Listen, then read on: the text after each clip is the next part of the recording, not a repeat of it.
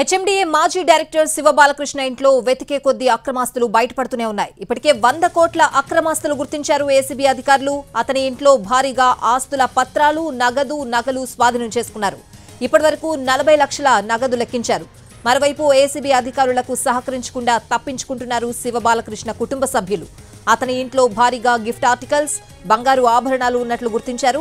125కి పైగా ఖరీదైన వాచ్లు కూడా స్వాధీనం చేసుకున్నారు.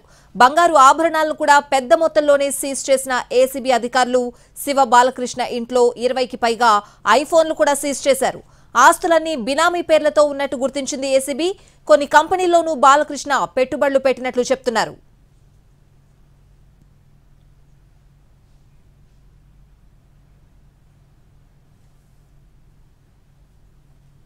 హెచ్ఎండిఏ మాజీ డైరెక్టర్ శివబాలకృష్ణ ఇంట్లో ఏసీబీ అధికారుల తనిఖీలకు సంబంధించిన పూర్తి అప్డేట్స్ అడిగి తెలుసుకుందాం. మా crime input editor Ramesh Vaitla phone line లో ఉన్నారు. రమేష్, హెచ్ఎండిఏ శివబాలకృష్ణ ఇంట్లో ఉదయం నుంచి కూడా ఏసీబీ అధికారులు సోదాలు చేస్తున్నారు. ఈ సోదాలకు సంబంధించినట్లయితే ఇప్పుడే కొద్దిసేపు క్రితం అధికారికంగా కొన్ని విజువల్స్ కూడా రావడం జరిగింది. దాంట్లో సంబంధించిన పెద్ద మొత్తంలో ఆస్తుల పత్రాలతో పాటు వాచ్లు, ఐఫోన్లు, పెద్ద మొత్తంలో పెట్టుబడులకు సంబంధించిన వ్యవహారాన్ని కూడా బయటపడ్డట్లు అధికారులు చెప్తున్నారు. అయితే ఇప్పటి వరకు చూసినట్టయితే దాదాపు 100 కోట్ల పైచిలకు ఆస్తులను గుర్తించామని చెప్పి అధికారులు చెప్తున్నారు. దాంతో పాటు ఈ మార్కెట్ వాల్యూ ప్రకారం దాదాపు 500 కోట్ల వరకు ఉంటుందని చెప్పి అధికారులు అంచనా వేస్తున్నారు. అయితే మరోవైపు చూసినట్టయితే పెద్ద మొత్తంలో బినామీ పేర్లతోటి ఆస్తుల పత్రాలను స్వాధీనపరుచుకున్నారు.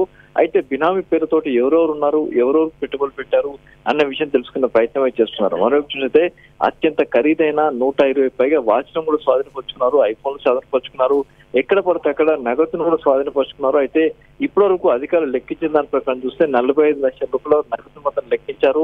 ఇంకా నగదును లెక్కించాల్సిందని చెప్పి అధికారులు చెప్తున్నారు. అయితే దాదాపు చూసినట్లయితే పెద్ద మొత్తంలో పలు కంపెనీల్లో బినామీ పేరుతో పెట్టుబడులు పెట్టారు.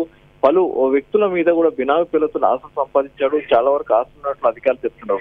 హెచ్ఎండిఏలో డైరెక్టర్ గా పనిచేస్తున్న కాలంలో పెద్ద మొత్తంలో ఆస్తులు సంపాదించాడని చెప్పి అధికారులు చెప్తున్నారు. మరోవైపు కొంతకాలం నుంచి దాదాపు 7 నెలల నుంచి కూడా రేరాలో సెక్రటరీ స్థానంలో పనిచేస్తున్న శివబాలకృష్ణ ఆ కాలంలో కూడా రియల్ ఎస్టేట్ వ్యాపారులకు లబ్ధి చేకూర్చి ఆ మేరకు డబ్బులు సంపాదించాలని చెప్పి కూడా అధికారులు అంటున్నారు. ఇప్పటికైతే ఆ శివబాలకృష్ణ అదుపులో తీసుకున్నాం, అతన్ని రేపు కోర్టులో హాజరుపరుస్తాం.